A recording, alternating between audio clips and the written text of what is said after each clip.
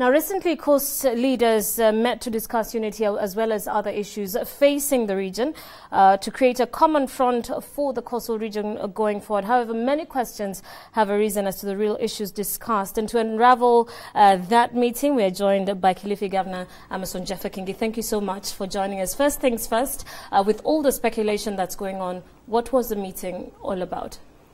Well, the meeting basically brought together all the coast elected leaders. And in this, I mean, the governors, senators, MPs, and representatives of our county assemblies. So I understand there were discussions around the formation of a coastal bloc? I don't think that was an agenda. Okay, I think those enemies, of course, are the ones who've decided to come up with their own agenda and say this was the agenda that was discussed. What was basically discussed is how then do we come together as a region to address matters affecting the day-to-day lives of our people. We identified several issues, and we came up with a way forward, basically on how we can better the lives of the coastal people. I think that was the main agenda. You've talked about coming together, and I'm curious, coming together geographically or politically as well? Well, we are already together politically, you know, and I think for us as elected leaders, we do have a social contract with our people to better their lives in different sectors of their lives. And the issues that are unique to counties and issues that are cross-cutting, and those are the areas where we say, you know, if we come together and join hands to address the matters that cut across the 6 counties, I think then our unity will be able to help us bring about the much-needed development to address these challenges. With your experience as a leader in the coastal region, what, in your personal opinion, defines unity where coastal leaders are concerned? I think, to me, I will define unity where there's a purpose. You know, a unity that is surrounded by certain measurable achievements, that we are here as a leadership to achieve A, B, and C within a certain time frame. That is what I could call a genuine unity. And I think that's what the coastal leadership wants to do, coming together for purposes of addressing challenges affecting the region. Now, the press reported that leaders from Tana River County did not attend the one-day conference. Was there a particular reason why they didn't attend? The Senator of Tana River was there, and the Governor, Hussein Dado, was there. Both of them were there? Both of them were there. Were there any other coastal leaders that were missing from the event? Like in any other meeting, you can call for a retreat of all governors. You will never get 47 governors. And the number, though few, of leaders who were unable to attend the meeting. But they registered their apologies, and they committed to the resolutions that were made by the leaders who attended the meeting. Talking about resolutions, tourism has been hard hit in recent months, or even over the past few years, so to speak. Were there resolutions reached as to how the leaders can revive the industry? Tourism was one of the issues that was addressed in depth. As you're aware, tourism forms a backbone of quite a number of the economy of the counties. And therefore we gave it its importance. And in that regard, there was a resolution to come up with a coast tourism board, basically to team up and give the much-needed muscle to the Kenya Tourist Board. The board is not in competition with KTB, complementary basically to see how we can give a dedicated attention to matters tourism in the coast. Other than tourism and from an economic point of view, what other issues stood out during the meeting? Well, this being an initial meeting, we had first to look at the structure of engagement as leaders. And we said, one, we've met here, we don't want to leave this place and we meet maybe after 5 years and all that. So first was the structure, and it was agreed that we do come up with a coast leaders forum where leaders then will be meeting on a monthly basis. We also decided to come up with a committee and a secretariat that will spearhead this whole process.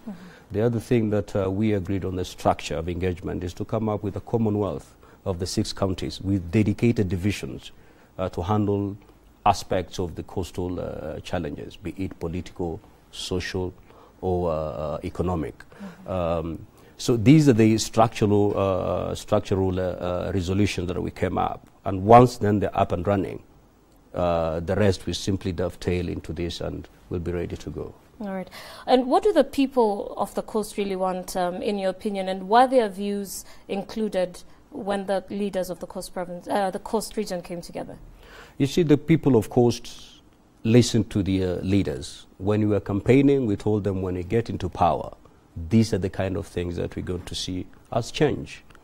So already they gave us that mandate. You know, now that we are here, what are we doing as a political leadership of Coast to make sure then those promises we made are indeed fulfilled? And it's through this kind of unity, it is this kind of unity with a purpose that will be able, us as a political leadership, to address and fulfill our political promises, especially those on those issues that are cross-cutting.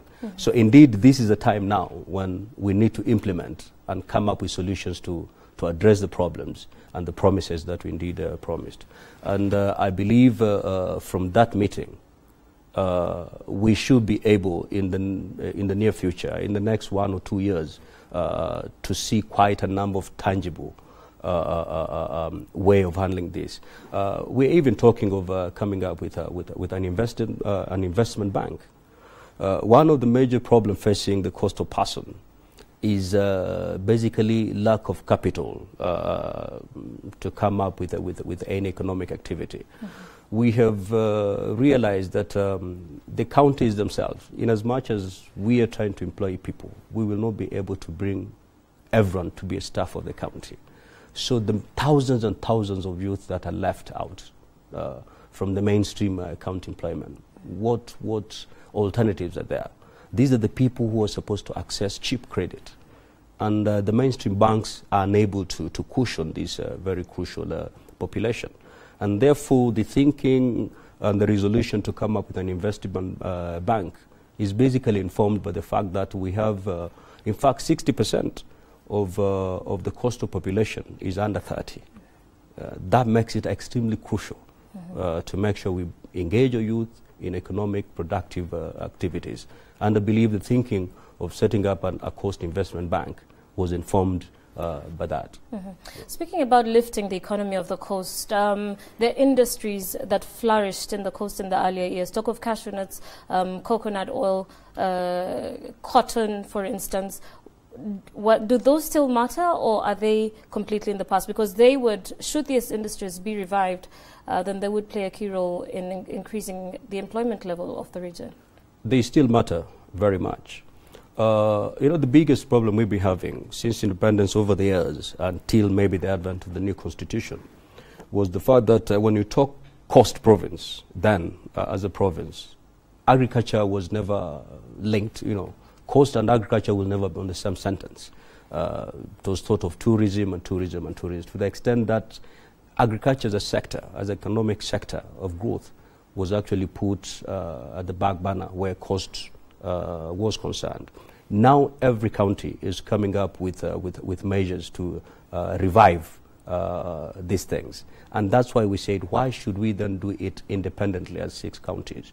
There's some areas that if we be able to come together, we can move pretty fast. I'll give you an example of cashew nut in Kilifi.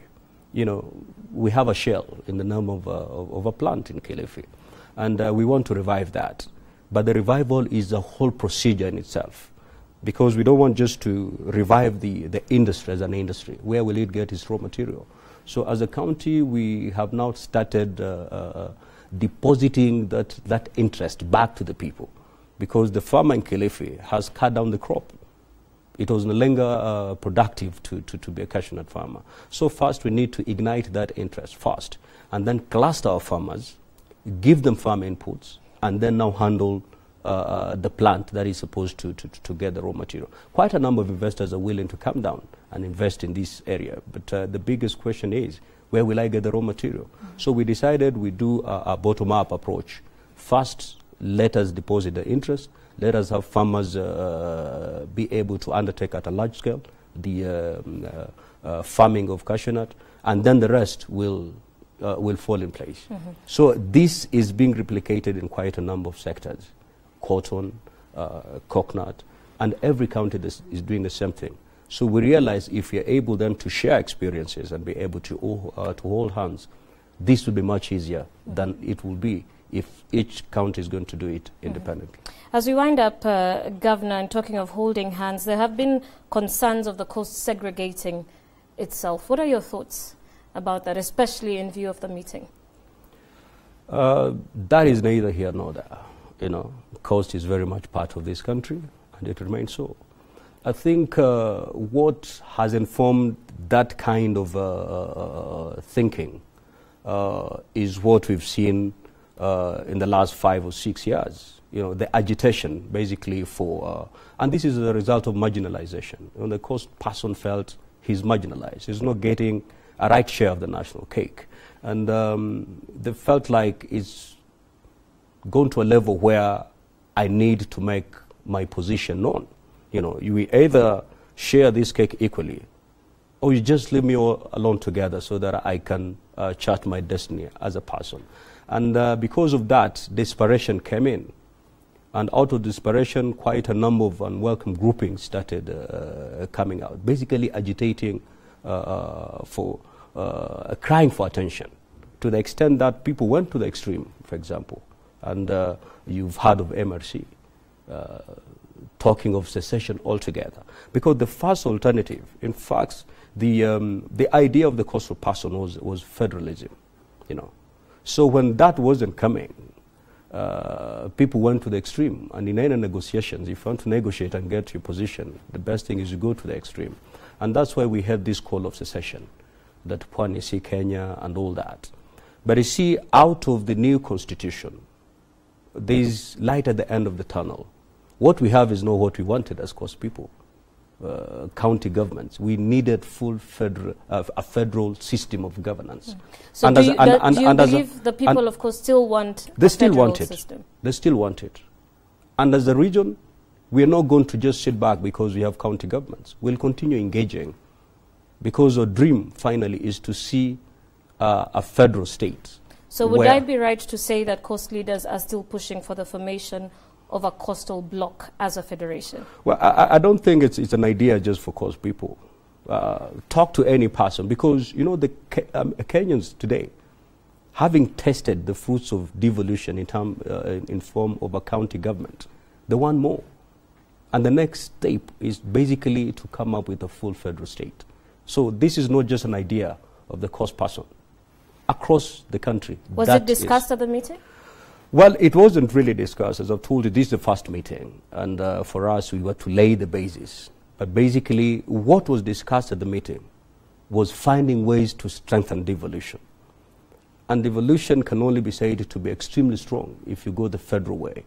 So we are yet to engage in terms of how then, as a region, can we input into the current system to make sure that devolution is strengthened. We are talking of increase of allocation of resources coming to the county. As a region, do we have a position? You know, how do we want the counties as they are now to be strong enough to offer the much needed services? And the county system, is it the ultimate? Is this what will enable us to address the challenges facing our people? If not, what is the next step? And this will be done in a very consultative manner. There's nothing absolutely adversarial about our approach. It's going to be a very diplomatic, consultative process. But for us, the bottom line is we need to strengthen devolution, because devolution has always been the dream of the coast person. Yeah. And of course, diplomatic and agitated would not usually go in the same sentence. But Governor, thank you so much for joining us this afternoon. We hope to carry on this conversation at another time. Governor Amason Kingi of Kilifi was joining us this afternoon, talking to us more about the coastal way forward, both politically and economically. We'll be